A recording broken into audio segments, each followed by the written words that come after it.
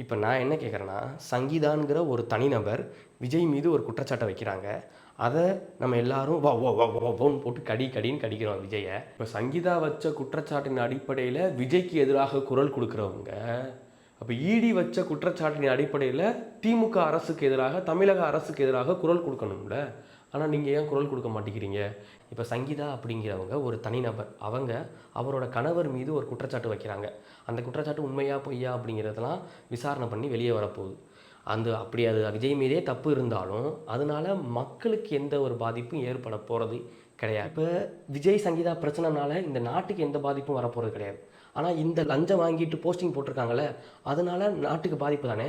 இப்போ லஞ்சம் கொடுத்துட்டு போயிருப்பான்ல, காசுலாம் பல கோடி கணக்கான காசு, அவன் காசு கொடுத்துட்டு போயிருப்பான்ல, அவன் அந்த வேலையை வாங்கிட்டு இங்கே அவன் வேலை பார்க்குற இடத்துல மக்கள்கிட்ட லஞ்சம் வாங்க தானே செய்வேன். அப்போ இதானே ஊழலோட ஊற்றுக்கண் இந்த இடத்துல தானே இருக்குது. அப்போ இதுக்கு எதிராக இடி எஃப்ஐஆர் போட சொல்லுது. ஆனால் தமிழ்நாடு அரசு எஃப்ஐஆர் போடலை. ஏன்னா அவங்க அமைச்சரை பாதுகாக்கிறதுக்கு. எங்கே இந்த நேரத்தில் இடி உள்ளே அமைச்சரை தூக்கிட்டு போயிடுச்சுன்னா அப்போ எலெக்ஷன் யார் பார்க்குறது? அப்போ அதுக்கு ஆள் இல்லாமல் போயிடும்ல. அதனால எஃப்ஐஆர் போடாமல் இருக்காங்க. இப்போ சங்கீதா வச்ச குற்றச்சாட்டின் அடிப்படையில் விஜய்க்கு எதிராக குரல் கொடுக்குறவங்க, அப்போ இடி வச்ச குற்றச்சாட்டின் அடிப்படையில் திமுக அரசுக்கு எதிராக, தமிழக அரசுக்கு எதிராக குரல் கொடுக்கணும்ல. ஆனால் நீங்கள் ஏன் குரல் கொடுக்க மாட்டேங்கிறீங்க? இப்போ இந்த ஊழல் குற்றச்சாட்டு நேரடியாக மக்களை பாதிக்கிற குற்றச்சாட்டு, மக்கள் பாதிக்கப்படுவாங்க. அந்த குற்றச்சாட்டுக்கு எதிராக நீங்கள் ஏன் வாய் துறக்காமல் அமைதியாக இருக்கீங்க? இப்போ இந்த லவுட் ஸ்பீக்கர்னு ஒரு அக்கா இருக்காங்க. அந்த அக்கா இந்த விஜய் கேஸ், அந்த டைவர்ஸ் கேஸ் நியூஸ் வெளியே வரவும் அவங்க இன்ஸ்டாகிராம் பக்கத்தில் த்ரிஷா ஃபோட்டோ போடுறாங்க. இதெல்லாம் என்ன விதமான அரசியல்? இதுதான் திராவிட அரசியலா? இந்த அரசியல்லாம் பெரியார் உங்களுக்கு சொல்லி கொடுத்தாரா? கேட்டால் நாங்கள் ரொம்ப நாகரிகமான அரசியல் பண்ணுவோம் அப்படின்னு பில்டப் பீத்திக்குவாங்க.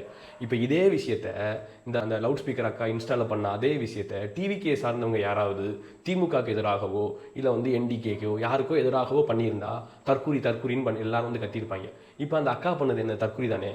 ஆனால் அந்த கமெண்ட் செக்ஷனில் போய் பாருங்களேன், அந்த அக்காவுக்கு ஃபயர் விட்டுக்கிட்டு இருக்காங்க. இப்போ இந்த இடத்துல விஜய்க்கெலாம் முட்டு கொடுக்கலாம் விரும்பலை. விஜய் அவர்கள் தப்பு பண்ணியிருந்தா தப்பு தான். அண்ணனுக்கு ஒன்றுனா அண்ணனே அடிப்போம் தான், அது வேற விஷயம். ஆனால் இந்த அண்ணனுக்கு ஒன்றுனா அண்ணனே அடிப்போன்னு சொல்கிற கேங்லாம் இந்த பக்கம் கண்ணே திறக்க மாட்டேங்கிறீங்களேப்பா. இந்த பக்கம் என்ன நடக்குது, கவர்மெண்ட் பண்ணுற தப்பை எடுத்து கேள்வி கேட்க மாட்டேங்கிறீங்களே. கேட்டால் விஜய்க்கு திமுக பரவாயில்ல அப்படின்னு ஒரு உருட்டு வேற உருட்டிட்டு போயிடுறது. இந்த திமுகவா? போதும்பா அப்பா விடு. கட்சியும் தீ கட்சியும் ஆட்டையை போட்டுக்கிட்டு இருந்துச்சு தன்னால. இடையில ஒருத்தன் குட்டையை குழப்புறான்னு அவனுக்கு என்னென்னலாம் பண்ணுறீங்க. கேட்டால் ஆக்கு தீ பரவாயில்ல, தீக்கு பரவாயில்ல, விஜய்க்கு இவங்க 2 பேரும் பரவாயில்லன்னு ஒரு உருட்டுறது. நல்லா இருக்குடா அவங்க நியாயம். இப்போ